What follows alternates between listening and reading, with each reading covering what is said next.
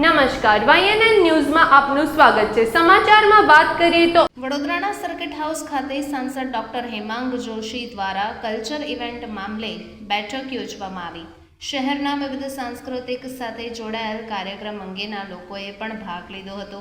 આ ઇવેન્ટમાં સૌથી વધુ વડોદરાના ગરબાની ચર્ચા કરવામાં આવી। ગુજરાતના ગરબાને સૌથી મોટો ઉત્સવ ગણવામાં આવે છે। દેશભરમાંથી લોકો ગરબા જોવા માટે અહીં આવતા હોય છે। બહારથી આવતા લોકો માટે સુવિધા ઉપલબ્ધ કરવામાં આવે, સાથે જ ગરબાની જાહેરાતમાં વિવિધ જગ્યાએ ચર્ચા વિચારણા કરવામાં આવે। ચાલો સાથે મળીને વડોદરા માટે કંઈ કરીએ, જેમ કહેતા સાંસદ doctor Hemang Joshi. Circuit house ખાતે વડોદરાની અંદર કલા અને સંસ્કૃતિને વધારે વેગ મળે અને વડોદરાની જે પ્રતિભા છે એને વધારેમાં વધારે પ્રોત્સાહન મળે એ હેતુથી આજે કલ્ચરલ કમિટીનું આજે પ્રથમ બેઠક મળી અને આજે તમામ જે સભ્યો છે એમના દ્વારા વિવિધ ક્ષેત્રે કઈ રીતે વડોદરાને કલા સંસ્કૃતિ એને વધારે પ્રોત્સાહન આપણે આપી શકીએ। દર મહિને કોઈ સારાને સારા કાર્યક્રમો થઈ શકે, સોશિયલ મીડિયાનો વધારેમાં વધારે ઉપયોગ કરી અને વડોદરાની જે કલા સંસ્કૃતિ છે એને વધારે આપણે લોકો સુધી પહોંચાડી શકીએ એ બાબતે ચિંતન થયું। ઓગસ્ટ મહિનામાં આનું એક લોન્ચ ઇવેન્ટ યોજાય એ માટેના પણ પ્રયત્નો હાથ ધરવામાં આવ્યા છે અને એના માટેનું કાર્ય આજથી શરૂ કરવામાં આવ્યું છે।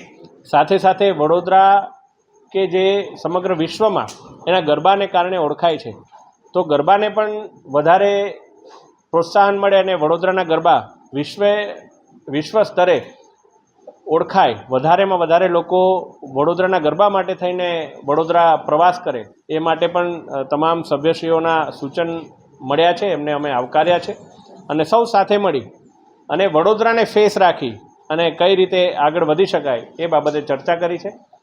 આ કમિટીમાં ખૂબ જ સારા સદસ્યો એવા આપણા ફિલ્મ જગતના સદસ્યો, મ્યુઝિક ક્ષેત્રના સદસ્યો, ફાઇન આર્ટ્સ, પરફોર્મિંગ આર્ટ્સ એ તમામ ક્ષેત્રના સદસ્યો, સાથે સાથે શિક્ષણ સમિતિના આચાર્યશ્રીઓ કે જે આપણા સરકારી શાળાના બાળકોને પણ કઈ રીતે ટેલેન્ટનું પ્લેટફોર્મ આપી શકાય એ માટે થઈને એમનો પણ સમાવેશ કરવામાં આવ્યો છે। એ વિષય આ કમિટીની મિટિંગમાં કોઈ ચર્ચા કરવામાં આવ્યો નથી। મને લાગે છે કે લગભગ આ પોલીસ વિભાગનો પ્રશ્ન છે, તો આપ ત્યાં પૂછી શકો છો। Subscribe now and press the bell icon. Never miss an update.